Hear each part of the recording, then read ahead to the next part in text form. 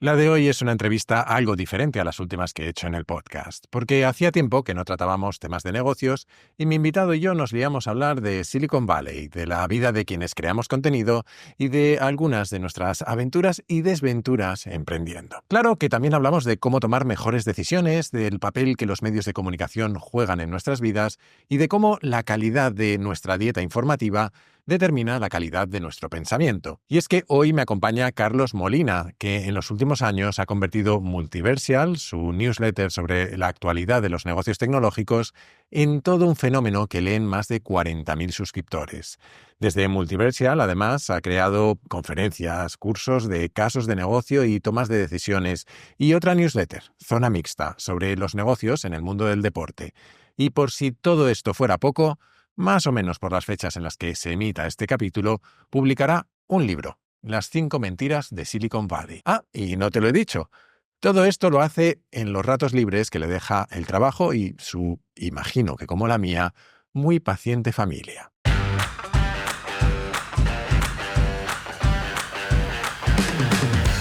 Soy Jaime Rodríguez de Santiago y esto es Kaizen, el podcast para mentes inquietas en el que te acerco a personas, a ideas y a técnicas fascinantes de las que aprender cada día.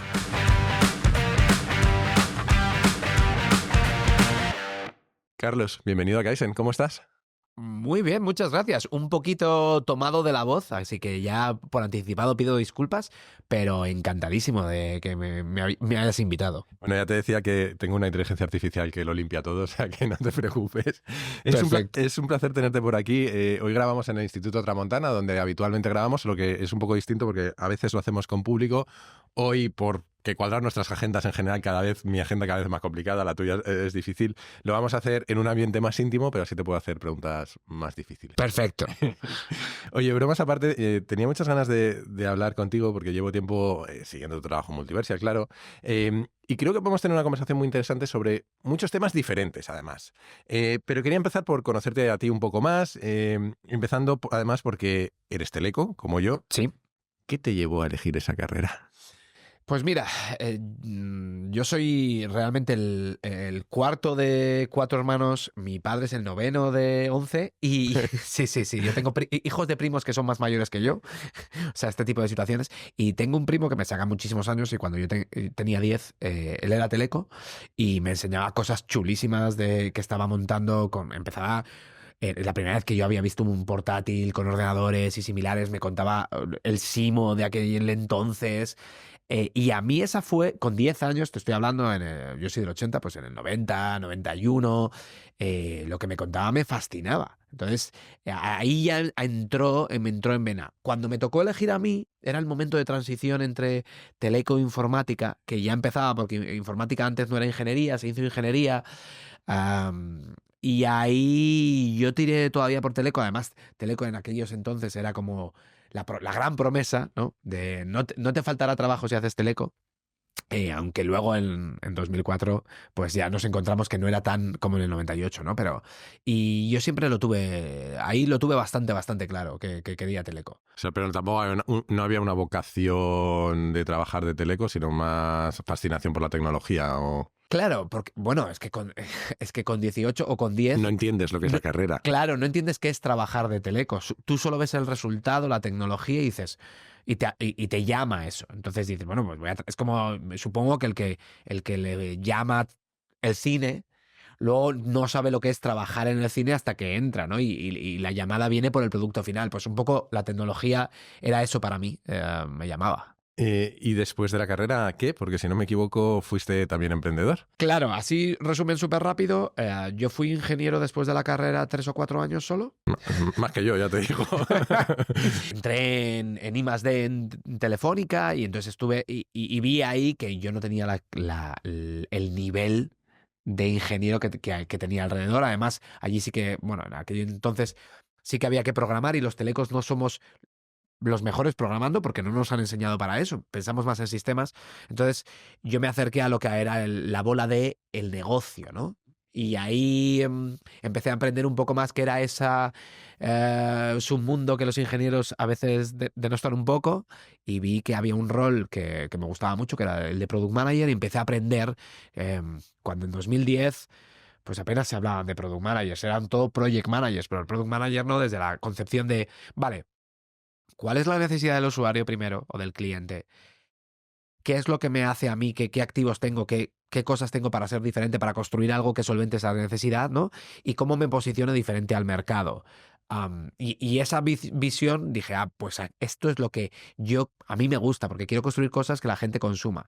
Entonces, empecé por esa línea y en 2012, a tu pregunta, cristalizó con, pues la típica, ¿no? Todos de pequeños jugábamos a videojuegos, o bueno, una gran parte, y dices, pues si yo juego mucho, podré montarme una empresa de videojuegos. Y eso es lo que estuve haciendo durante casi 4 años.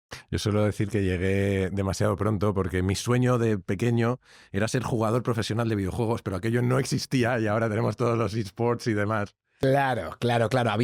Bueno. Estaban los testers. Lo único que podía ser era ser tester de videojuegos. A mí me estuve a punto de. O sea, yo solicité y en Electronic Arts en España está la parte bastante fuerte de localización mundial y de testing.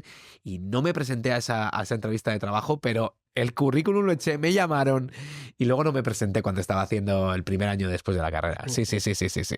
Bueno, acabas de decir que ahora te sigues definiendo, creo, como Product Manager y yo te he oído por ahí hablar de que te has ido formando, obviamente, en tecnología, luego en negocio y también en la parte de experiencia de usuario, ¿no? ¿Cómo te has formado para cada una de esas 3 ramas y, sobre todo, qué te ha aportado cada una de esas visiones a la hora de mirar el mundo? Pues es interesante porque, mira, lo primero que hice es el típico, bueno, hice el Executive MBA, estaba en Madrid trabajando y entonces, bueno, pues hice el de fin de semana aquí en IS y además es una situación, la media de edad era como 40 y tantos y yo era 38 porque no, pero 38, sí, que más quisiera, tenía 30 y... A ver, del 2010, bueno, pues 30 justo, recién cumplidos. Y era el segundo más joven de la promoción. Y ahora entiendo por qué te decían, no tienes que hacerlo un poco más tarde, ¿no? El full time hay gente que lo hace 25, 26. Bueno, ya sabes que hay una corriente entera de no te hace falta MBA, ¿vale? Yo no sé si hace falta o no, yo no lo he hecho. Claro, y aquí hay diferentes maneras de verlo. Lo que yo entendía en el MBA, lo que me quedó clarísimo y de hecho la mente me hizo como un cubo de Rubik que gira sobre sí misma, porque ¿qué pasa en la mentalidad del ingeniero? En la mentalidad del ingeniero te dicen, hay que hacer un puente, ¿no? Entonces el ingeniero busca hacer el mejor puente en esa situación, pensando lo que pasa ahora, lo que va a pasar en el futuro, y hace las previsiones y te hace el mejor puente. Y luego, si le pides que te ponga un precio, pues dirá, bueno, pues si me cuesta 10, te pongo un margen, 12 y chispún, y acabado. La persona de negocio, y luego hablamos si quieres de cómo alinea esto con Product Manager, la persona de negocio lo primero que dicen es, ¿cuánto está dispuesto a pagar el cliente? ¿Cuál es el presupuesto? Dicho de otra manera, para un puente no hay infraestructuras. Entonces, dentro de un puente es qué margen le vamos a sacar. Y entonces, ¿qué puente podemos montar para que no se nos quejen en los primeros 4 o 5 años, ¿vale? Y tengamos un margen y esto pueda ser un negocio. Entonces, claro, eso te rompe tanto los esquemas a nivel de cómo concibes el mundo, que a mí me costó. Y esa transición de 2 años es lo que, dentro del MBA, lo que yo más destaco es esa parte. A partir de ahí ya tienes, obviamente, entender las ventas, entender el posicionamiento de marketing, y hay recursos humanos, el departamento de personas ahora, y hay un montón de cosas. Pero para mí, el principal aprendizaje es ese. Y dices, no, pero yo te lo explico y lo entiendes. Y dices, sí, claro, pero para cada decisión que tomas, que lo tengas interiorizado, eso es lo más complicado. Eso por la parte de negocio, ¿no? El Product Manager, si hacemos la típica teoría de que es el solape o el diagrama de Venn que les encanta a los Product Managers, de entre negocio, tecnología y user, desde research hasta design, psicología, todo, ¿no? Yo tenía la parte de tecnología por la parte de ingeniería, la parte de negocio, vale, con la parte del MBA, y luego la parte de users estaba súper pez. Entonces, sí que es cierto que en el trabajo había trabajado con gente de research entendiendo, oye, pues cómo se hace investigación de usuario, y además muy avanzado para la época, porque lo que ahora entendemos por investigación de usuario, yo lo empecé a ver pues eso, en 2008, 2009, 2010, y ahí una de las cosas primeras que me llevé es que es muy complicado entender lo que pasa en la mente del usuario. Luego lo he entendido en mi propia mente, en la parte de toma de decisiones y tal. Pero claro, yo recuerdo perfectamente que la técnica esta de los 5 whys, de 5 Los 5 porqués. porqués, yo le preguntaba a la psicóloga que hacía, y digo, ¿y esto por qué? Y me dice, ¿por qué? Y dice, pero si ya sabes por qué te está diciendo en el segundo, ¿por qué te lo está diciendo? Y dice, no, esa es la hipótesis de por qué crees que que lo que va a contestar. Pero muchas veces contesta diferente. Entonces, tú das cosas por supuesto y te estás dejando información. Entonces, cuando entiendes, vale, que es que lo que te dice, bueno, aparte de que las motivaciones intrínsecas no aparecen en el primer porqué y te está dando la respuesta políticamente correcta y en el segundo tampoco, y hasta que no bajas no entiendes la realidad de por qué está haciendo las cosas, porque a lo mejor es postureo o a lo mejor hay un miedo, ¿no? Y entonces eso solo llegas a través de ese proceso o intentas llegar, ¿no? Entonces dice, tienes que entender, que el usuario uno no es capaz de expresarlo porque a veces ni lo sabe y por eso ahora dicen que no sirve tanto los focus groups y similares, ¿no? Que hay que hacer un quali quanti diferente. Y eso es lo que...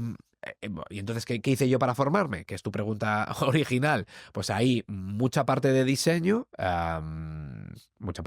desde el punto de vista que no soy un experto, pero para poder tener una conversación con un diseñador y entender lo que me está contando, los retos y las soluciones que está planteando y la importancia de cada cosa.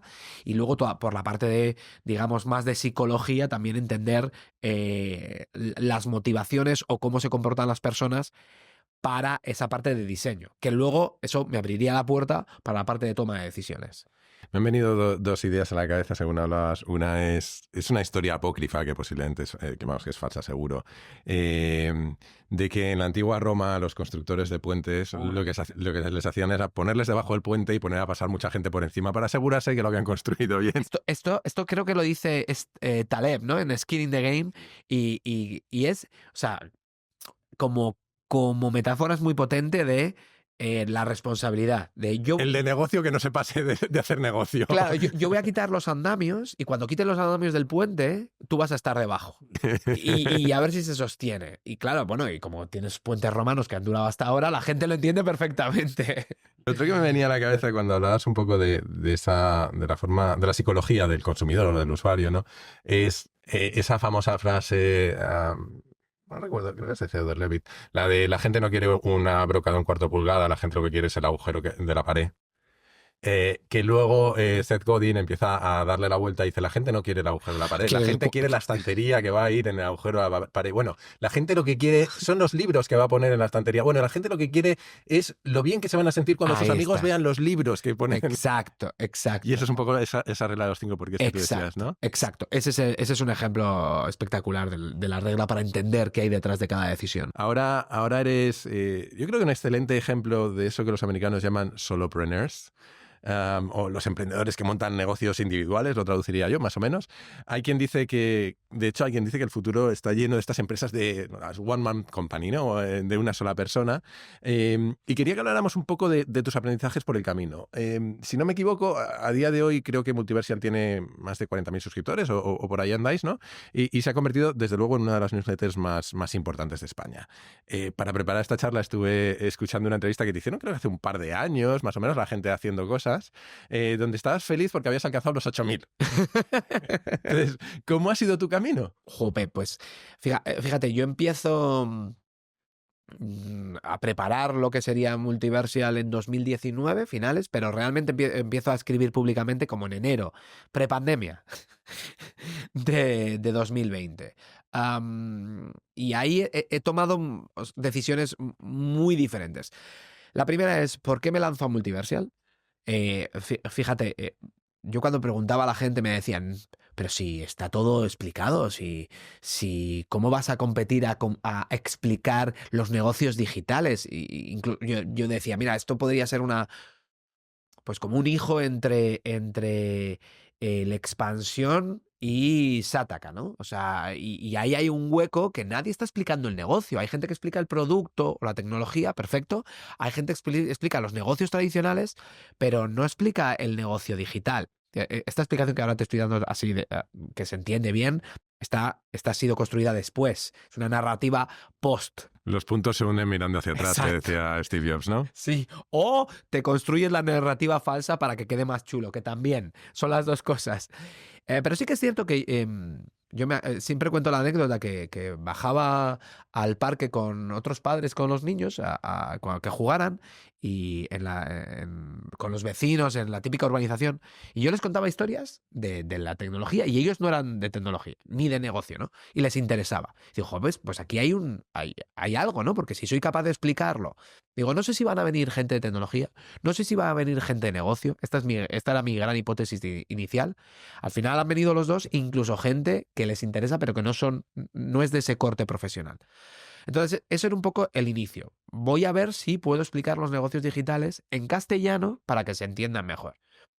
Mucha gente me decía, esto ya está en inglés. Y digo, claro, ya está en inglés, pero estás dando por supuesto que no es una barrera el idioma. Y que les explica lo suficientemente sencillo, que ahí está una de las claves, yo creo. Entonces empecé en modo web. Rápidamente me di cuenta que era súper complicado y que de repente la parte de la newsletter, que la tenía como abandonada, tenía mucho más tracción. Estuve 6 meses intentándolo. O sea, a veces tenía picos de tráfico porque lograba posicionar bien o me compartían en Menea, imagínate, y al día siguiente no venía nadie. Entonces, un colega me decía, es que tienes que decir si eres, o sea, tienes que definirte como o web o newsletter. Y yo, desde el punto de vista de ingeniero, fíjate, 12 años después del MBA, decía, pero sí, las dos cosas, ¿no? No se pueden ser las dos cosas, hasta que entendí que no. Que, claro, o sea, tú publicas en la newsletter, hay un archivo en la web, puedes pensar que eres una web, pero el formato, la toma de decisiones del producto, del contenido, está pensado en esa persona que va a abrir la newsletter por la mañana. Y eso condiciona, muy a lo McLuhan de el medio es el mensaje, condiciona todo. Y entonces, claro, yo ahora ya me defino como newsletter. Ahí empecé pues finales de 2020 y cada año he estado doblando suscriptores hasta este año, básicamente. La monetización, así como grandes fases, ¿no? La monetización empezó como hace 2 años y la idea ha sido siempre reinvertir todo lo monetizado para hacer crecer la newsletter. Una de las cosas que he aprendido es que el contenido, el producto es solo el 50%. El otro 50% es darlo a conocer. Y que esto es un poco de las mentiras de Silicon Valley, de haz el producto bueno y la gente vendrá. Y dices, bueno, eso tienes un ejemplo, pero igual es el outlier. Igual no es la realidad, ¿no?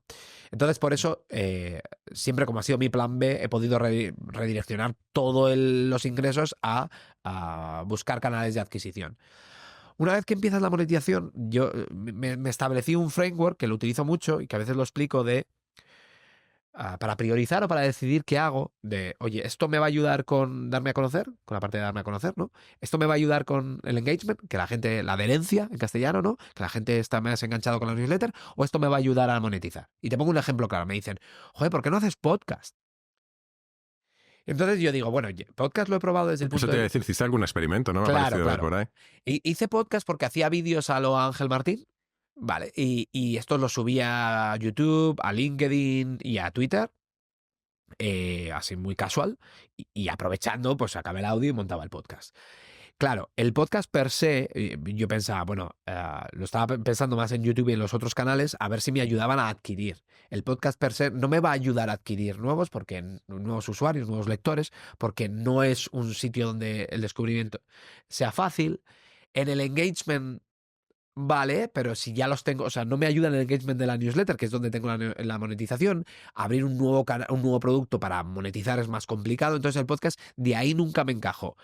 Ahí hice la prueba desde el otro punto de vista y de hecho hay gente que me decía, pues yo me lo escuchaba y brutal. No, claro, pero hay que priorizar. Entonces, eso es algo que los vídeos y el podcast, 6 meses y lo cerré, ¿no? Entonces, ese framework de tengo una idea, esto me ayuda aquí, aquí o aquí, y me tiene que ayudar solo a una. No es, bueno, me ayuda a las 3 un poquito, no, me tiene que ayudar solo a una y entonces lo intento y decido, ¿no? Por ejemplo, zona mixta, ¿no? Que acabo de lanzar.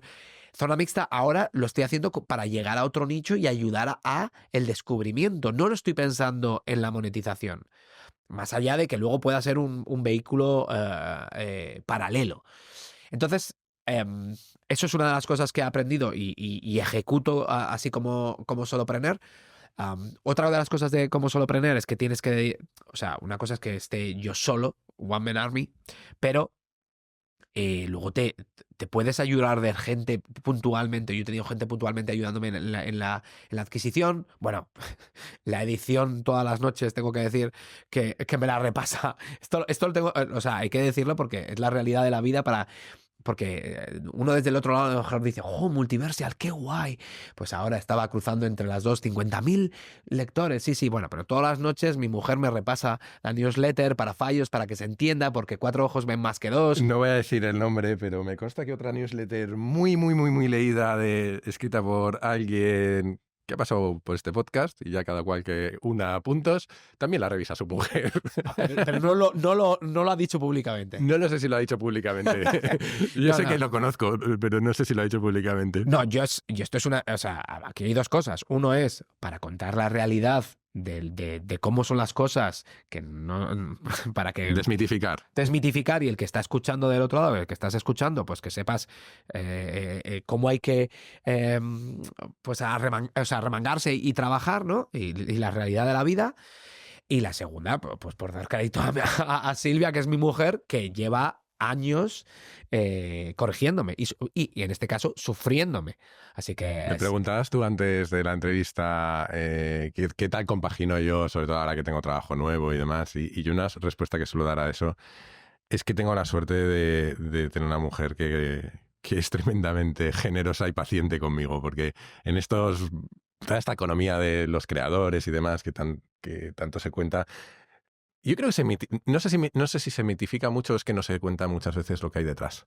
Y la realidad es que es una imbricación del trabajo con tu vida personal que es prácticamente imposible de separar, ¿no? Claro, es que fíjate que esta semana hablaba del momento de la mentalidad de bajar la persiana, que es totalmente respetable y que es totalmente contraria a cuando te metes en estos temas, ¿no? O sea, hay gente que busca, cuando termina el trabajo, no pensar más en el trabajo.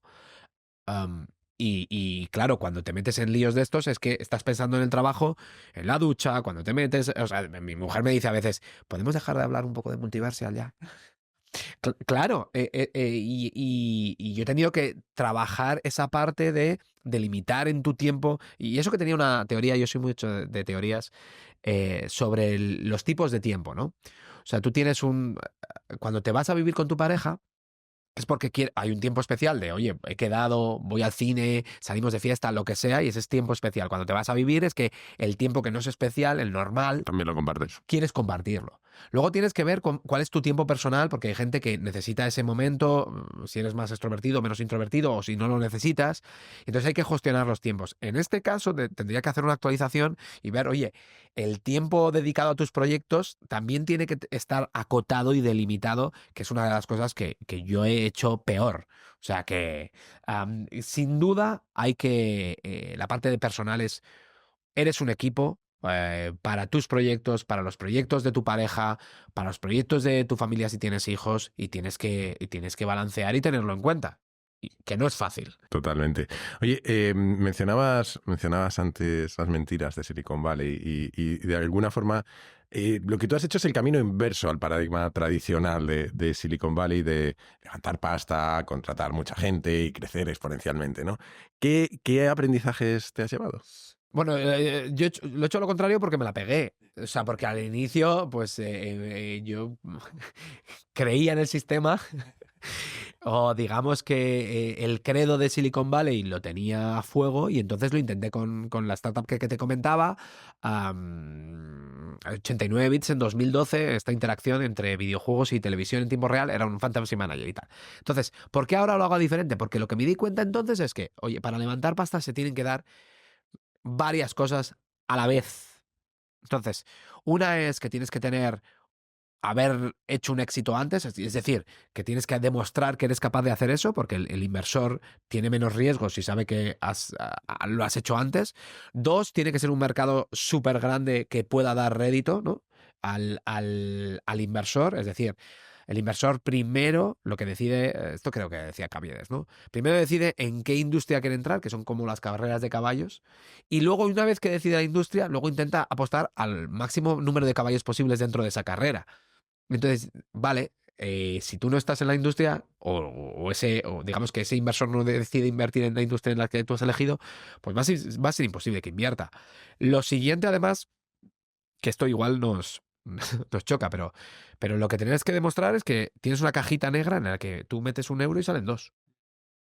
Y luego la caja negra puede ser, mientras no sea un esquema Ponzi, luego la caja Puede negra... haber dentro lo que quieras. Claro, entonces tienes que demostrar eso y a veces se nos olvida, ¿no? Ahora les está pasando a todas las empresas que antes era crecer, crecer, crecer, como ahora el hype es IA, pues le están diciendo, ¿dónde está el rendimiento? Las valoraciones han caído, la que leía el otro día, ¿no? Y publicaba que las startups de serie A, ahora para serie B, que son SaaS o lo que sea, pues claro, tienen un problemón con la valoración de serie A porque como ahora no es el hype, pues aunque sean negocios rentables, la valoración están totalmente pillados les ha pillado en medio de un cambio de tendencia y eso les está jorobando. Entonces, cuando te das cuenta de cómo funciona, dices, bueno, pues que un proyecto de multiversal, y fíjate, podría haber dicho, mira, Axios ha vendido por 600 millones de dólares, son newsletters, o Morning Brew, que ha vendido por 70 o casi 100 millones de dólares, o de Hustle. O sea, hay ejemplos en Estados Unidos.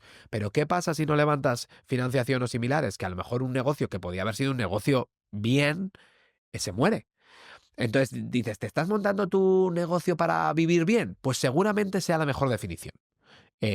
No, y además yo creo que nos hacemos una trampa al mirar tanto a Estados Unidos, porque no interiorizamos la enorme diferencia que hay entre ese mercado y un mercado nacional, por ejemplo, en el tema de contenidos. Yo suelo contar que el podcast de Kaizen, por ejemplo, en Estados Unidos podría ser un negocio de cientos de miles de euros, muy probablemente, pero aquí, primero, el mercado es 4 o 5 veces más pequeño y la publicidad se paga 4 o 5 veces menos. Entonces, si haces los múltiplos, te sale un 20 veces de diferencia. Esto lo explicaba, por ejemplo, en Zona Mixta, para los ingresos de las diferentes ligas, que nos pensamos que la liga es increíble, o sea, que es la mejor y tal y cual, y ves los números de la Premier y son prácticamente 4 veces los de la liga y son 2 veces y media más los de Alemania. Y claro, es que hay población que es prácticamente, no es el doble, pero es bastante más, es 1,6 veces, y luego el nivel de renta per cápita de la gente es 2 veces más y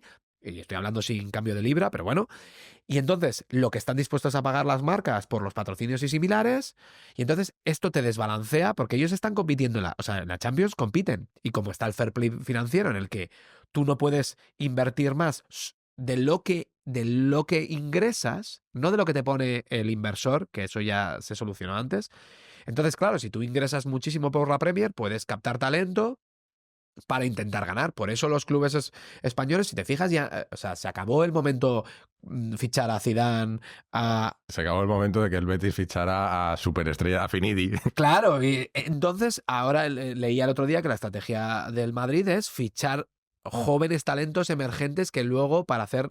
Y por eso por eso en la Superliga hay intereses cruzados, porque unos dicen, no, vamos a jugar todos con las mismas... Es complicado, ¿no? Pero vamos a jugar todos con las mismas armas a nivel de ingresos o no, o similares. Y luego tiene unas ramificaciones brutales a todos los niveles de la sociedad.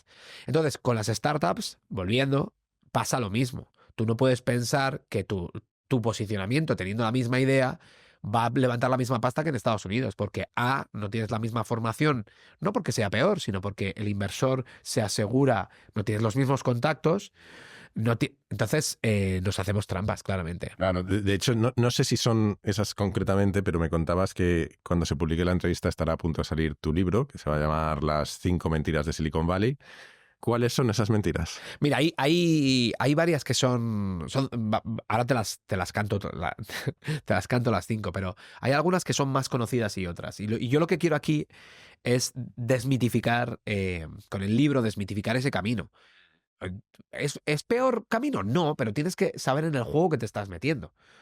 Y es lo que intento con el libro y dar opciones de, oye, este no es el único camino, hay otros caminos que son totalmente válidos. Y por cierto, a lo mejor empiezas como un negocio que es genial y luego levantas pasta. O sea, hay gente que ha pasado por ahí, ¿vale? Entonces, la primera mentira que es bastante conocida y yo creo que ya es Vox Populi, la de la idea todopoderosa, ¿no? La gente que emprende lo tiene claro, la gente a pie de calle creo que no tanto, ¿no? No, tengo una idea, no, pues si el tema es la ejecución, si cómo vas a terminar, si el producto final comparado con la idea inicial no se va a parecer un huevo a una castaña. Entonces, lo que tienes que pensar es en ese proceso que te va a llegar a que funcione. Luego, ¿qué pasa? La narrativa post hace que piensas que la idea tiene mucho más poder, ¿no? Esta es la primera. La segunda es que el éxito te llega a la noche a la mañana. Y esto yo te digo que aún lo tengo intrínseco. O sea, yo cierro los ojos y pienso como si fuese un bateador de béisbol, que cuándo va a llegar ese home run. Y hay gente que me dice, pero si tienes 50.000 lectores. Digo, ya, pero como he ido creciendo cada año normalmente, y hago la metáfora de un libro que se llama La pelusa chusa, que es una pelusa que se va haciendo más grande en el viaje, ¿no? Pues eso me ha pasado a mí. Entonces, sé que el éxito no llegará de la noche a la mañana, llevo 5 años, pero aún así todavía internamente pienso, ay, ¿y cuándo lo petaré? ¿No? O sea, y buscas ese. Entonces, esa es la segunda mentira. La tercera es la de el cielo es el límite. Y digo, bueno, a ver, el cielo es el límite, pero tus condiciones de partida influyen mogollón. Y demos por. Y hay que decir que si estás escuchando este podcast, seguramente la lotería del ADN ya nos ha tocado. En comparación con. O sea, hay que tener en cuenta la suerte que tenemos, ¿no? Estamos en el top, yo qué sé, 5 o 10% del mundo. En ingresos 5 o más. Claro. Y dices, no, pues me comparo con Estados Unidos. Ya, digo, pero no te estás comparando con Estados Unidos. Te estás comparando con California, Stanford. No te estás comparando con el resto de Estados Unidos, ¿vale? Con Springfield. Sí. ¿Vale? Entonces, entonces Sky is the Limit, vienes muy condicionado obviamente que tienes yo qué sé, a nuestro gran ejemplo de Silicon Valley aquí, que es Inditex, ¿no? Y que tienes a Amancio, que ha conseguido lo que ha conseguido partiendo de donde partía. Pero que eso, de nuevo, que eso no es lo normal. Entonces, ojo con el Sky is the Limit.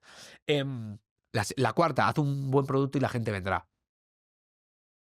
No, pero hombre, los referidos. Utiliza referidos. Digo, sí, pero si tu base son 100 personas y cada 100 personas, imagínate que tienes un coeficiente de viralidad positivo, que es prácticamente imposible, y cada uno te trae 1,5 y lo hace cada 3 semanas. Haz los números. Vas a tardar. Vas a tardar en llegar a 1.000.000.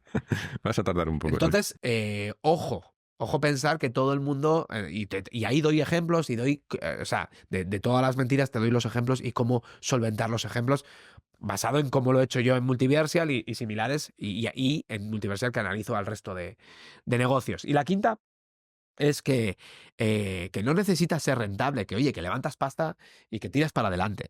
Que esto es justo lo que hemos hablado de. Y entonces yo ahí por eso me he enfocado 100% en la parte de rentabilidad desde el minuto 1. Y esas son un poco las 5 mentiras que incluso yo te voy a decir, sabiéndolas, yo hay algunas que sufro y peco de ellas y las trabajo exactamente para evitarlas, y por eso quiero ponerlas, porque es un nivel de frustración el que se consigue cuando tú estás intentando un proyecto, intentas levantar pasta y no consigues, porque te has tragado estas mentiras, y bueno, es mi contribución. Y sí, estará a puntito de salir, 12 de febrero. Vale, genial. Estaba pensando, me han venido un montón de ideas a la cabeza. Estaba pensando, cuando yo era emprendedor, fui a ver una charla de el fundador de una red social española que por entonces estaba funcionando muy bien, y en aquella charla tío llegó todo ufano y dijo, desde el principio tuvimos claro que lo que había que hacer era tenerlo, que solo fuera por invitación para que se sintiera exclusivo. Y es el tipo de narrativa que construyes a posteriori para luego contársela al resto y que queda genial, que es lo que tú decías, ¿no? Bueno, es que además, fíjate, es que esto es una copia de Meta, de Facebook, y Facebook lo hace porque simplifica muchísimo las operaciones tecnológicas. Es de repente, no, yo tengo 5 Facebook, porque como lo hago, era por universidades, pues los contactos de tu universidad, tú no tienes contactos en otra universidad en la otra costa. Entonces puedo mantener los sistemas separados, como al tener contactos, es un sistema que va al cuadrado, o sea que la complejidad es exponencial. Si los tengo separaditos, pues es mucho más fácil de gestionar. Obviamente que creas FOMO y que te posicionas. Y además, hay que decir una cosa. Luego tienes que hacer el análisis. Si tu producto tiene efectos de red, pues seguramente necesites levantar pasta. Luego hay que ver si son locales o globales. Si son locales, pues puedes competir contra el americano. Si son globales, ya más vale que lo abandones, ¿no? Entonces, obviamente se mezclan muchas cosas. Te tragas la narrativa, a lo mejor estás intentando jugar a un juego de efectos de red y no hay, y Tal cual. Y luego me venía a la cabeza una frase que es muy difícil de traducir al castellano, pero lo voy a intentar, de Jason Fried, que es el fundador de 37 Signals y un tipo que ha escrito varios libros interesantes sobre cultura de trabajo, que es algo así como: no necesitamos tantos unicornios financiados por capital riesgo, las cucarachas autofinanciadas también sirven. Que supongo que la conocerás. claro, bueno, yo soy súper fan de Jason, este es el de Basecamp, ¿no? Y bueno, y este es súper contracultural en Estados Unidos. O sea, va a machete, ¿no? Y es, oye, la rentabilidad, vamos a buscar la rentabilidad, proyectos que molen, con ese punto de alma. Además, tiene un punto de diseño muy marcado. Y yo creo que lo de las cucarachas viene de o sea, bueno, no sé si viene, pero también se aplicaba a Airbnb en los inicios. Entonces, las cucarachas por sobrevivir, pero también por proyectos pequeñitos. Bueno, pero pequeñitos, quiero decir, claro, cuando comparas con los... No, pero él va más por el hecho de lo que tú dices, ¿no? Tenemos toda esta obsesión con hacer empresas de miles de millones de dólares, y muchas de ellas solo valen miles de millones de dólares en un Excel que alguien ha escrito una vez, pero que nunca llegan a demostrar esa valoración. Sin embargo, esa valoración supone una exigencia que las va a acabar matando. Bueno, eso por supuesto. Es por eso justo lo de la que ahora está en serie A de SaaS, esa valoración de la serie A a muchas les va a costar, incluso siendo rentables, irse a pique. Vamos a cambiar un poco de tema también, porque la audiencia de Kaizen no sé hasta qué punto es tan friki de los negocios, pero de lo que sí que seguro que es súper friki es de una obsesión común que tenemos tú y yo, que es la toma de decisiones. Así que me gustaría que habláramos un poco sobre ello. Creo que además has estado, me parece que 4 años para cristalizar un curso que salió pues este año 2024 y que ha sido todo un éxito. ¿En qué consiste? Mira, el curso, ya te digo, yo desde, como te comentaba antes, ¿no? Desde 2010 llevo leyendo sobre psicología y tal. Y entonces cuando empecé con Multiversial, la parte de toma de decisiones, pues fue bastante importante. Y llegó un momento en el que dije, jope, esto que estoy aprendiendo no está tan... ¿Por qué no nos enseñan a tomar decisiones? O sea, esta es la pregunta, ¿no? De repente dices... Pero si las decisiones que tomo, cuando te das cuenta que no son lógicas, o sea, que las decisiones las tomas de estómago y que utilizas la lógica para argumentar lo que, pues ya por intuición, por miedo, por ese sentimiento que viene del estómago, luego la mente le da un barniz de el argumento es por X, por Y y por Z. Y esto va en el trabajo, esto va cuando vas a votar, esto va si te apetece ir un fin de semana o no con tus amigos. Entonces, de inicio, esto no se explica. No se explica nunca. No se explica, excepto entiendo que en la carrera de psicología se explicará, pero más allá de ahí... Yo creo que en la carrera de psicología se explican las trampas que nos hacemos al decidir, algunos de los aspectos psicológicos nos afectan, pero una frustración que tengo es que me hace mucha gracia, porque justo ayer, no hace ni 12 horas, di aquí en Tramontana una clase que era sobre toma de decisiones. Y una de las cosas que yo decía es que no nos enseñan a tomar decisiones, como tú decías. Entiendo porque son tantas y tan variadas que es muy difícil tener un proceso único, pero sí que hay ideas que podemos aplicar. Y creo que no se enseñan habitualmente. Claro, entonces yo es lo que he intentado, es cristalizar el tener un proceso que te ayude en la toma de decisiones. Le he llamado las 7 palancas. Obviamente, con esto, pues he tirado de los sospechosos habituales. Bueno, o sea, aquí seguro que los tenéis todos, pero vamos, empezando por Kahneman, que se murió este año, Cialdini, Cialdini con la pronunciación italiana, Cialdini para el resto del mundo. Luego tienes la parte de Think Twice y Adam Grant. ¿Eh? Es Adam Grant, ¿no? No, perdón. ese es Think Again. Think Twice es que es Mabussin. Bueno, luego lo busco. Mabussin, sí. Sí, lo dejamos en notas porque yo no me atrevo a pronunciar su apellido. Bueno, pues los sospechosos habituales y lo he cristalizado. Y entonces esas 7 palancas lo que te ayudan es a navegar y sobre todo ver dónde fallas. ¿Dónde fallas? No dónde fallas de la toma de decisiones en sí, sino qué parte de habilidades te faltan, ¿no? Para ser consciente de lo que hay que hacer, porque muchas veces, por cierto, cuando llegas a la toma de decisión ya estás en un injugable. O sea, la toma de decisión se juega mucho antes del momento en el que tienes que tomar la decisión. Luego, cuando tienes que tomar la decisión, pues ya pocas cositas puedes hacer más. Entonces, cristalizar ese proceso en 7 palancas pues ayuda. Además lo he hecho en formato podcast, audios, mejor que podcast, porque esto es otra cosa que fíjate que hago la distinción, y es que a veces nos complicamos de manera brutal a nivel de producto. Entonces yo lo que he hecho es grabar unos audios que dejo a la gente, que si los necesitan se los paso por WhatsApp. O sea, para que te hagas una idea, ¿no? Me he montado la plataforma de podcast que me dé podcast privados que existen. Lo hago mucho más sencillo que todo eso, que es uno de los aprendizajes de los últimos 4 años. Y bueno, en la parte de las 7 palancas, al final lo que estás intentando es, por un lado, así muy rápida, hay una parte de construcción de la decisión. Oye, esta es la decisión correcta. ¿Cómo te ayuda a intentar saber si es correcta o no? ¿O es la raíz del problema? Todo este tipo de cosas. La segunda es la parte de la mentalidad independiente. La mentalidad independiente, hay una parte de saber lo que quieres y hay otra parte de responsabilizarte. Hablábamos del ownership. O sea, y por eso le llamo la mentalidad independiente, de no te dejes llevar por cómo te han enseñado, que hay poco de esto, de cómo nos sesga el dónde hemos vivido, en qué familia, en qué colegio, o sea, con qué, ¿vale? La tercera es las riendas de la decisión. O sea, porque muchas veces es, oye, ¿cuándo hay que decidir? ¿Hay que decidir ahora o no? ¿No? ¿Qué implicaciones tiene? Entonces, en las riendas de las decisiones, de la decisión, pues, cuándo decidir, qué información, cuándo tienes que parar de tener información, ese tipo de cosas, ¿no? Que es importante, que a veces ni te lo planteas, ¿no? La quinta es un poco ayudarte a ti mismo.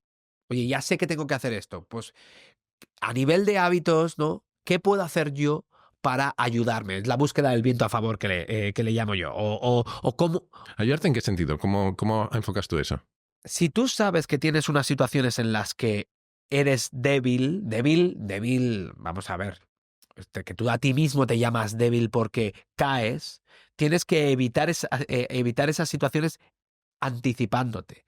Cambia el hábito de partida para que no llegues ahí. Vale. O sea, pues es la típica si no quieres comer chocolate, que yo soy súper adicto. Diseña tu entorno, que es lo que suelo decir yo. Exacto. Diseña tu entorno para que no compres el chocolate. No lo tengas en casa. Claro. Y si, como me pasa a mí, compran chocolate para que haya, porque tienes niños, escóndelo. Escóndelo porque los niños saben dónde está. Ponlo incómodo. Claro, ponlo incómodo, que te haya una fricción. En mi caso ya es directamente escóndelo, que los niños lo saben y yo no lo vea, ¿no? Y esa es esa es la parte de ayúdate, y luego la de evitar las situaciones donde cometes errores, ¿no? Y luego ya lo último ya es, la sexta y tal, es el salto de fe. Cuando ya sabes lo que tienes que hacer, bueno, si lo haces es que no es tan difícil la solución, pero cuando son decisiones difíciles, ¿qué problema tienes ahí? ¿No? O sea, como ya sabes lo que hay que hacerlo ahora, ¿por qué no lo estás haciendo? ¿Cómo te comprometes? Exacto. Y luego al final es, oye, que la mente, que el recuerdo no te mienta. Porque tú no sabes lo que sabías y lo que no sabías, el ejemplo mítico, antes de tomar la decisión. Y luego, a toro pasado, incluso tú mismo dices, No, claro, esto hice por esto, por esto, por esto. Y cuando lees mails o cuando lees situaciones en las que claramente le estás diciendo, oye, tengo esta decisión y se lo has comentado a un amigo y dices, sabes que no tenía tan claro esto. Claro, a posteriori sé el resultado y la mente me juega mala pasada. A posteriori tenías clarísimo que la plataforma tenía que ser por invitación. No, lo digo de verdad, porque es que funcionamos así. Me hace mucha gracia porque estaba pensando en la clase de ayer mientras hablabas y tocamos casi todos los mismos temas, ¿no? Por ejemplo, en esta idea de... Bueno, hay una cosa que no has mencionado, pero que probablemente tocas, que para mí es muy importante en los equipos, que hay una fase preliminar que es, ¿eres tú quien tiene que tomar la decisión? Bueno, esa es parte de la deconstrucción de la... Estás eres la persona mejor posicionada para tomarla, es necesario que la tomes, tus energías están bien gastadas en esta decisión, etcétera, ¿no? Y luego me hacía mucha gracia cuando hablabas de esta construcción, de este razonamiento posterior que hacemos y qué pasa cuando lees los emails, porque yo una de las cosas que hago y que cuento, aunque la gente me mira como si fuera un marciano, es... No lo hago para todas las decisiones de mi vida, pero sí de vez en cuando me escribo tesis de decisión. Igual que los... ¿El diario? No, yo no hago diarios, pero sí me escribo documentos. Claro, pero el diario de decisiones es el one-pager de tengo esta decisión, por qué la estoy tomando, cuál es el contexto, qué información tengo, por qué es ahora. O sea, lo pones todo y luego revisas y ves tendencias. Claro. Lo que pasa es que mis alumnos flipaban porque yo hago eso para mi vida personal. Entonces tengo escrito, por ejemplo, mi plan financiero a 5 años personal y qué creo que va a pasar en los próximos años en materia de mis ingresos, mis gastos, no sé qué, cómo planifico, y luego lo reviso cada año, 2 años y 3 años. Vuelves a mirar y dices... Pues a lo mejor no lo tenía yo tan claro. Aquí te voy a decir 2 cosas. La primera es, yo le llamaba los plan quinquenales al estilo ruso, sí. ¿vale? Y la segunda es, ¿esto con lo emocional también? O sea, cuando eliges pareja y hijos... No, ahí no. Ahí no soy tan así. Y de hecho, mira, mis alumnos se metían conmigo, no en esta edición, en la anterior, me decían, eso es ilusión de control. Y yo creo que hay una parte de ilusión de control importante, te estás creyendo que vas a poder planificar, pero yo creo que ahí hay una filosofía, y quizá volveremos a ello más adelante, que es, para mí planificar no es creerme que va a pasar lo que va a pasar, es obligarme a pensar sistemáticamente sobre el futuro, aun sabiendo que no voy a controlar. Claro. Fíjate que la persona que nos está escuchando igual ha dicho, Carlos, has dicho 6 palancas, no 7, ¿vale? La que me he dejado por el camino es la previsualización. Y la previsualización va de, oye, vale, anticípate al futuro, vale, y esto, qué bonito, ¿no? Y cuando lees sobre el tema te dicen, es mucho mejor prepararte que predecir el futuro. Y entonces yo creo que va por ahí. Oye, yo me preparo. Hay varios caminos que se pueden dar y lo tengo más... Lo que no puedes es... en situaciones que podías haber estado preparado, dejarlo todo para el último momento y que pase lo que tenga que pasar y tú decidas lo que tengas que decidir, ¿no? Pues esto es lo que te lleva al fracaso. Ahora me ha venido a la cabeza en operaciones. Y voy de memoria, hubo un submarino que tuvo un problema y entonces no podía subir a la superficie. Idearon una manera de sacar a las personas creando con una bolsa de aire que subía para arriba, y entonces pues se salvaron los 2 primeros que lo intentaron. Y luego ya el resto ya cambiaron la presión y todos los del submarino murieron, y te enseñaban que la diferencia muchas veces es en el proceso. Luego te daban uno que era positivo, pero yo me quedé con el negativo, ¿no? Que si no estás preparado para cuando, oye, ¿qué pasa si estamos en esta situación? ¿Cómo nos comportamos? Es por eso que se hacen la parte de incendios, vamos a hacer la evacuación de incendios, las pruebas de evacuación de incendios, para estar preparados para cuando pase y no tirar de instinto en situaciones que podías haber preparado. Yo, por lo que sea, en mi carrera profesional he acabado en empresas que en ocasiones tenemos crisis comunicativas por ministerios y cosas de estas que no les gustan las cosas que hacemos a veces o que toman posturas poco razonables. Y una cosa que aprendes es, obviamente, cuantas más has tenido, más funcional eres, pero esas cosas se ensayan. Cómo responder en el día de se ensaya. Es esto que dice, aunque luego todo cambia, ¿no? Es esto que dice Tyson de todo el mundo tiene un plan hasta que le cae la primera hostia. Sí. Es verdad, pero el plan te ayuda a, por lo menos, llegar al momento, y la experiencia te ayuda a sobrevivir cuando las cosas cambian. Entonces yo creo que esa combinación de las dos cosas es esencial. Claro, y luego tienes la típica metáfora del montañero de si a las 7 de la mañana no estoy encima, no abandonamos. Da igual. No es que estás a 20 metros, da igual. Volvemos. La decisión la he tomado antes. Claro. No en el momento de que sí que puedo. Porque además, esa es otra cosa. Tomar las decisiones. Que este es el ejemplo, yo creo, que con el que todo el mundo nos damos cuenta que nuestras decisiones no son lógicas. Tú vas al supermercado con hambre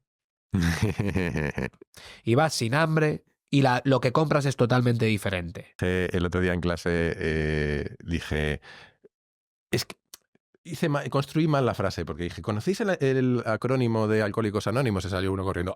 Digo, no me refiero a ese, sino que tienen un acrónimo para cuando no tomar decisiones, cuando no beber. Esencialmente, cuando estás dudando si beber o no, que te tomes el pulso y veas. Y el acrónimo es HALT, que es, voy a traducir al castellano, ¿no? Es si estás hambriento, enfadado, si te sientes solo o si estás cansado, no decidas, posterga la decisión, no hagas nada, no actúes en ese momento.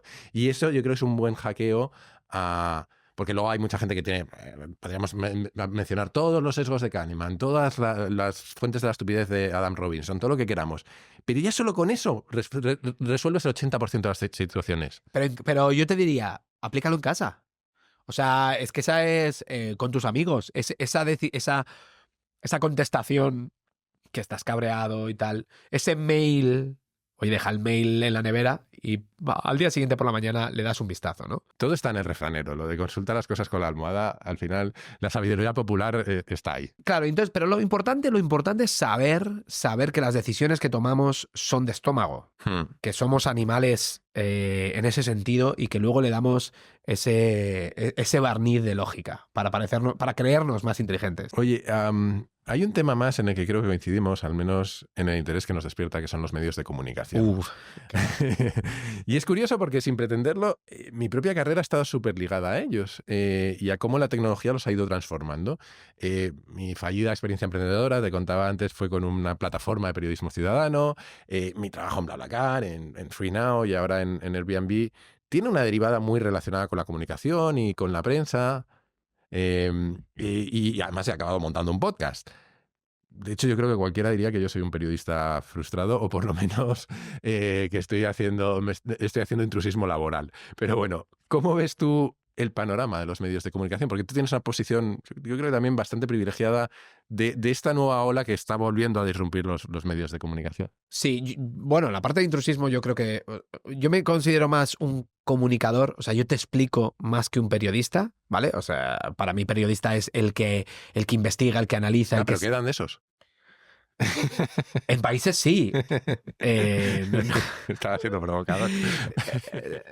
No, sí, también podemos hablar de eso, ¿no? Pero el periodismo es eso, ¿no? Bueno, y en todos o sea, solo con verlos de guerra ya dices, bueno, esto es otra cosa. Y que conste que yo tengo un respeto profundo. He conocido muy buenos periodistas. Lo que pasa es que las dinámicas comerciales, y ahora supongo hablabas tú de eso, casi han eliminado esa figura. Entonces, ¿qué pasa? ¿Qué pasa aquí?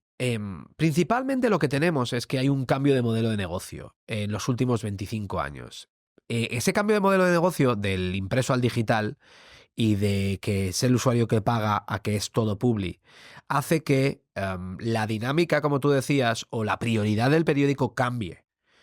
Y como cambia, pues entonces el tipo de trabajo dentro también cambia. ¿Por qué? Porque lo que necesitas ahora, para ver un poco cómo estamos ahora, es como la mayor fuente de ingresos es la publicidad, necesitan páginas vistas, porque más páginas vistas son más huecos de anuncios a rellenar y eso es más ingresos. Vale, como necesito más páginas vistas, pues entonces entramos en tácticas de growth te pongo el titular clickbait para que cliques, hago una noticia que es un párrafo, una línea y te hago 10 párrafos porque tiene que posicionar mejor en SEO para que pueda aparecer.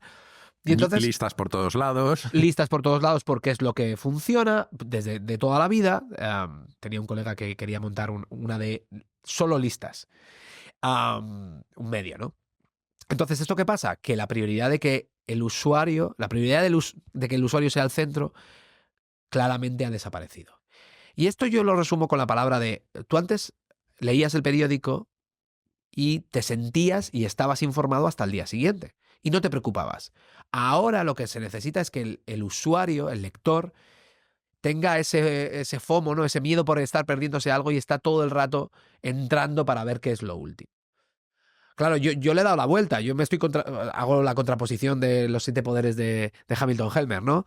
Te digo, no, mira, tú me lees la newsletter, no te preocupes, que mañana te voy a resumir todo y te voy a explicar por qué está pasando. Estoy en la posición, por eso es comunicador, y te lo explico, no soy tanto periodista. Entiendo lo que está pasando en los negocios digitales y te lo explico para que veas cómo te va a afectar a ti. Y no te preocupes que el resto del día es tu tiempo para hacer lo que tú quieras, ¿no?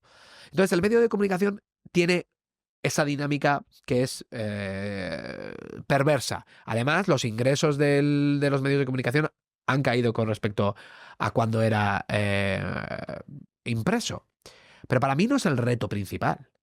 El peor o el reto mayúsculo que tienen es que están siendo desintermediados. Ujú. Es decir, que lo que antes era una relación directa entre el periódico y el lector, ahora hay alguien intermedio, un middleman, que es el que decide.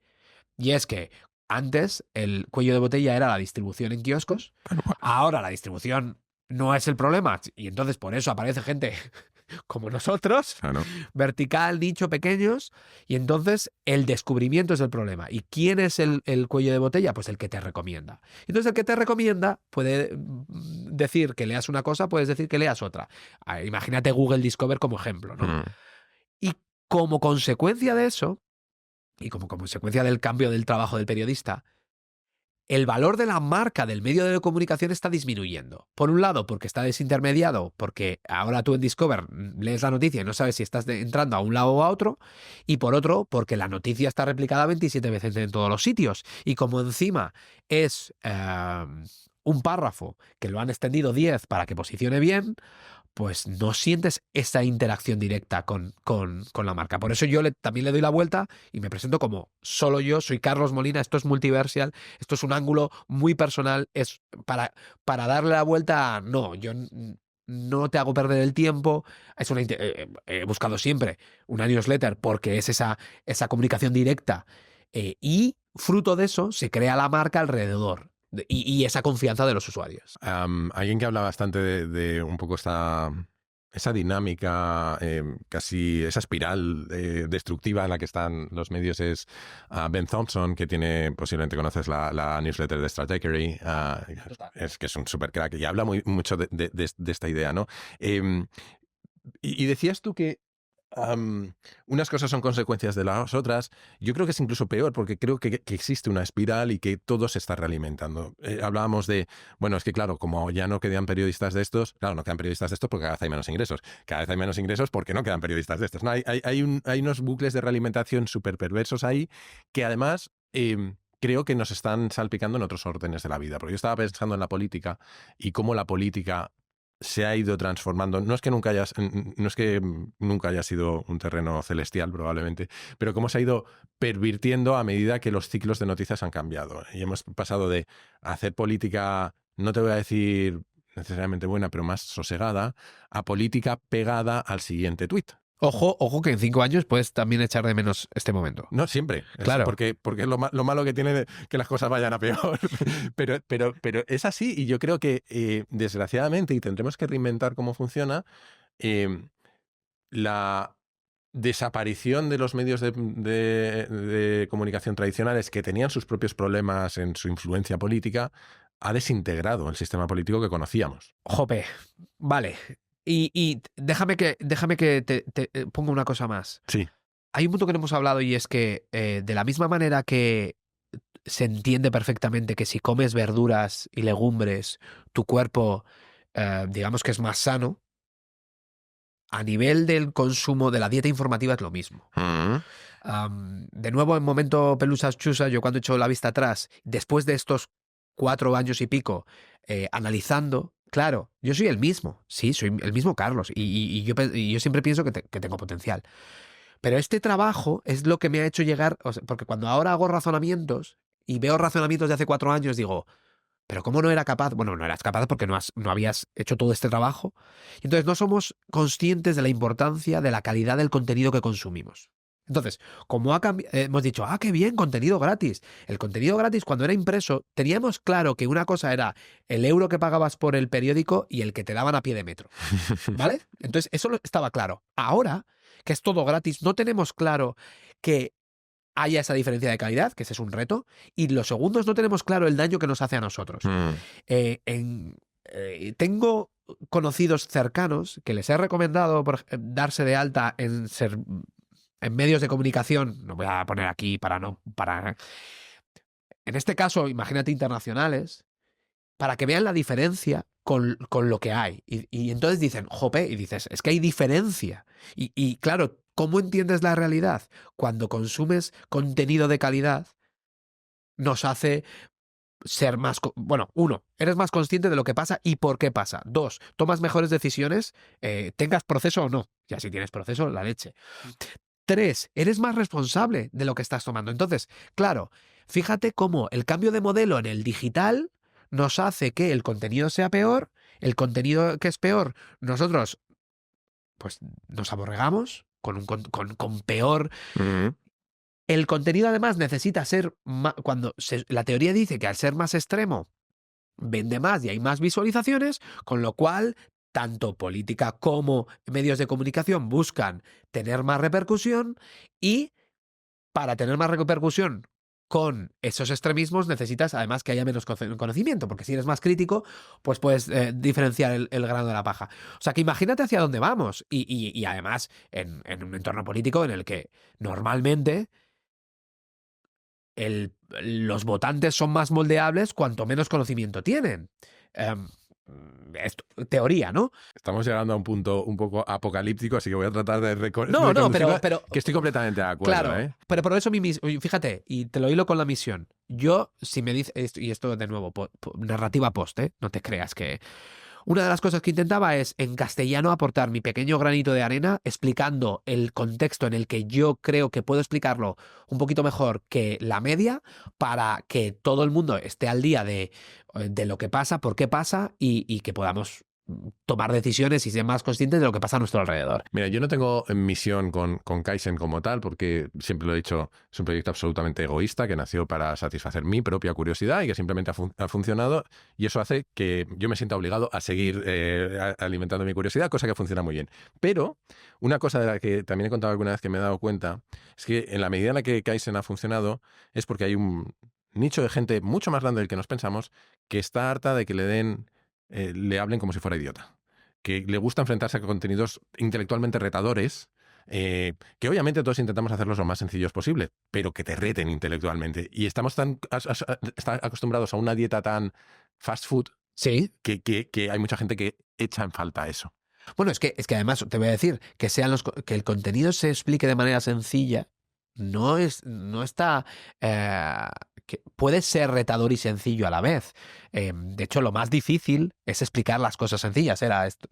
Venga, vamos con referencias. Feynman, ¿no? El que decía que si no lo explicabas a un niño, Tal cual. no lo comprendes de verdad. Entonces, sea el nicho grande o pequeño de la gente que quiere, para mí, o sea, yo he visto gente... Bueno, te voy a poner... Esto lo he contado alguna vez, pero para poder ver si era lo suficientemente claro, le dije a mi padre, que es del 35, ¿vale? O sea, que ahora tiene 89 años y me lee todos los días. Y yo le dije desde el primer momento, dime lo que no entiendes, porque estoy hablando de empresas americanas, tú de tecnología digital, o sea, que si hay algo que no entiendes, seguramente la gente no lo entienda, ¿no? Y entonces, de repente, al hablar con él ahora, tiene un discurso que flipo. Claro, son 4 años consumiendo ese tipo de contenido y además se lee las lecturas interesantes traducidas porque te lo traduce directamente el ordenador y claro, yo pongo lecturas con enjundia. Entonces sí que creo que hay otra manera de hacer las cosas y que, bueno, pues como sociedad pues nos iría mejor siendo todos críticos, pensamiento cada uno, el que sea, pero con una base de conocimiento mayor de la que tenemos. Has hecho antes referencia el modelo de caja negra, en el fondo, ¿no? Esta idea de que metes 1 euro y salen 2 euros en una empresa, que yo lo uso mucho para explicar, por ejemplo, las P&L de las empresas, pero está esa idea de, lo voy a decir en inglés, garbage in, garbage out, ¿no? Si metes basura en un sistema, va a salir basura. Entonces, un poco por ahí vamos, pero curiosamente, pensando en el impacto que la tecnología ha tenido en los medios, yo lo relacioné en mi cabeza con las narrativas apocalípticas sobre cómo se va a cargar el trabajo de todo el mundo. Y creo que una de tus conferencias se titulaba Vivimos en el mejor momento de la historia para crecer como profesional. Uh-huh. ¿Por qué lo crees así? Porque vamos a dar el lado luminoso de todo esto. De nuevo, aquí, ojo, si estás escuchando este podcast, la lotería del ADN te ha tocado, ¿vale? Ya nos podemos sentir con suerte, ¿no? Entonces, tienes todas las herramientas. O sea, ahora mismo tienes unas herramientas que en ningún momento de la humanidad... Bueno, a ver, en la antigua Grecia, si eras de los que no eran los esclavos, pues también estabas bastante bien posicionado, ¿no? Pero aún así, quiero decir que hay unas capacidades para que puedas avanzar, para que te puedas... Yo te juro que hace 15 años no pensaba que iba a poder vender cursos yo solo, cobrar todo... Esto no lo he dicho nunca públicamente, pero para mí es un poco... Un videojuego de simulación. O sea, no te voy a decir como el PC Fútbol o había un Game Dev Kit que... Porque yo al final, ¿qué hago? Transport Tycoon o sí, uno de estos de Manager. Yo escribo desde la cueva, que le llamo, y supuestamente hay un montón de personas que no veo que podrían llenar el estadio, que yo nací en Logroño, que podrían llenar las gaunas, ¿vale? Y me leen. Y algunos me responden y tal y cual, pero la interacción no es un concierto, que los veo. Entonces, esa capacidad la tiene, de nuevo, naciendo, o sea, si nos estás escuchando, la tenemos todo el mundo para dedicarnos a esas cosas, a crecer en donde queremos dedicarnos. Y me dirás, pero Carlos, yo es que quiero ser concertista de piano. Y si no he empezado con 4 años, pues es imposible que consiga llegar. Hombre, pues si quieres ser Lan, pues va a ser complicado, porque tienes esfuerzo y tienes un condicionamiento inicial. Pero que puedes aprender piano mucho mejor que hace 30 años, tú solo desde casa, mucho más accesible. Entonces tenemos unas herramientas que, y ahora te puedes montar tu propio, con la IA, mucho mejor que hace 5 años. Entonces, a nivel profesional, lo que pasa es que estamos en esa situación en la que estamos en mejor posición para crecer como profesionales, para hacer lo que queramos, que nunca. Lo que pasa es que nos da miedo, vuelta a la toma de decisiones, porque hay que elegir. Y si eliges un camino, estás dejando de elegir otros. Y entonces dejas de tener tantas opciones abiertas. No, es que yo quiero dedicarme a ser un experto en marketing, pero también pintura, pero también no sé qué. Y claro, esto es lo que nos ata. Cuando luego te lanzas y te dedicas a 100% a algo, 100% entiéndeme, ¿no? Como plan B, pues hay cosas que pasan porque no es tan difícil. Si te dedicas 3 años, te encierras en la cueva. Después de 3 años no es tan difícil salir y ser diferencial y que te reconozcan, ¿no? Por eso te quiero decir que sí que es cierto que la situación es la mejor en cuestión de crecimiento personal o crecimiento profesional. Más que el personal, en crecimiento profesional. Vamos a ir terminando, pero hay una pregunta que es siempre obligada en este podcast. Y es que os pregunto a quienes pasáis por aquí, por referencias, normalmente qué 3 libros, aunque me valen películas, documentales, videojuegos que hemos mencionado, recomendaríais para entender un poco mejor el mundo, sobre la temática que tú quieras, pero que os han ayudado a entender mejor el mundo. ¿Cuáles recomendarías tú? A ver, yo que me hayan ayudado a mí en el proceso, que puede ser parte, o sea, para la parte de copy y de cómo escribo, ¿no? Porque yo no soy periodista, de hecho escribo mal, o sea, escribo peor que la media, pues me ha ayudado desde la gente de Axios, que ha escrito un libro de cómo escribir para hacer, porque no todo tiene que ser novela, ficción, sino, oye, cómo escribes mails directos, pues es lo que yo sigo en en las newsletters. Ahora el nombre, luego lo vas a dejar en las notas, ¿no? Sí, pues en la parte de Axios de cómo es el fundador de cómo escribir, y luego Sugarman, que es un tío que hacía venta por catálogo y es de Advertising Secrets. Este también me ha ayudado, pero desde el punto de vista de copy, porque copy yo he estudiado un montón, sobre todo para la parte de monetización, cómo hacer que las cosas sean más atractivas a la hora de pues, vender cursos o la academia o similar. La academia es un modelo de suscripción que es diferente al curso, que quincenalmente tocamos un caso de negocio tipo MBA, pero de la actualidad. Entonces, para que la gente lo entienda, entre y tal y cual, he estudiado bastante copy. Entonces, por un lado, esa parte. Por el otro, para entender, yo recomiendo el de Think Twice, porque si recomiendas a Kahneman, pues la gente se va a quedar dormida. Sí, pues es un tocho complicado. ¿Vale? Entonces, y es imposible. Entonces, el de Think Twice de Mabusin está muy bien para entender cómo tomamos decisiones. Y luego, en general, para el mundo, yo lo que recomiendo es el medio de comunicación que tú quieras, a nivel global, paga por esos 5 o 10 euros, paga por ello porque el nivel de información que te dan es diferencial. Es diferencial. Qué guay.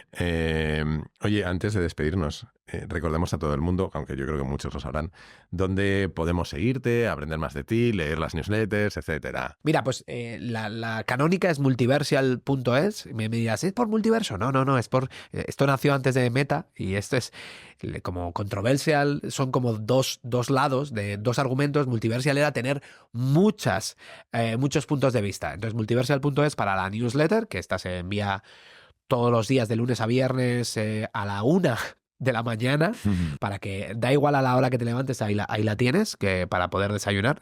La llaman algunos el desayuno de los campeones, que me hace mucha gracia.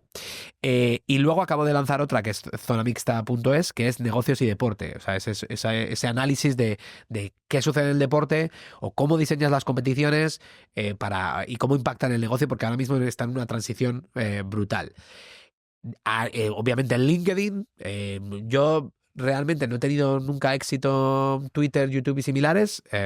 Consumo, pero no me veréis ahí mucho. Y en la newsletter, si le das a clic y reply, por ahora he respondido a todos. O sea, que soy bastante... date de alta, respondes y me tienes a un clic de distancia. Genial. Oye, pues Carlos, un placer haber charlado contigo y muchísimas gracias por venir por aquí. Muchísimas gracias a ti. Gracias.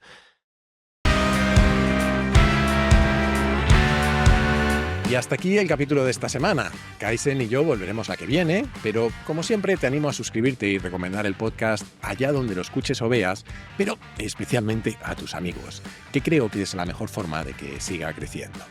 Además, si quieres apoyarlo económicamente y ayudarme a que pueda hacer más y mejores contenidos, puedes unirte a la comunidad Kaizen, que tiene también un montón de ventajas.